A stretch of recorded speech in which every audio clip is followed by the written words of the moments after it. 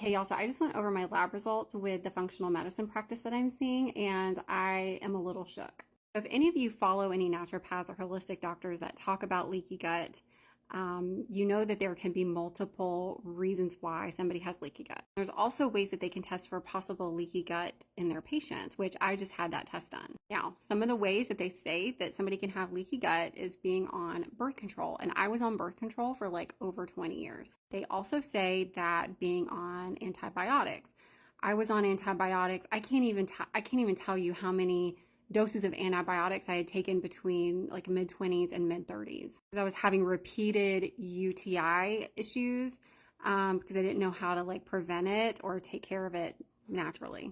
So, and we're talking like a couple times a year. So there's no telling what that did to my body. Without a doubt, one of the most important discoveries, and it is a double-edged sword. Now, we are handing out antibiotics for everything. If you sneezed, you're gonna get an antibiotic. You know, if you gotta have a cut, and you're gonna get an antibiotic, you know. Even if we don't know if something is viral versus bacterial, a lot of times they'll just hand out an antibiotic. You know, what we're seeing is obviously that is going to be leading to just the erosion of your microbiota. You know, your body has to work so hard to replenish, and now you're gonna have pretty much free real estate for a lot of these opportunistic bacteria to just come in and take hold. So how many times have you noticed that after you've taken antibiotics, if you do have some sort of gut issue, it helps for the first couple of weeks, maybe the first week, and then all of a sudden, boom, you're back to normal or some sort of other issue. Now you're cramping, now you're bloating, now you, instead of having diarrhea, you have constipation. You know, a lot of times gut bacteria is completely out of whack. You know, we gotta get it back to that 4-to-1 ratio of good bacteria to bad bacteria.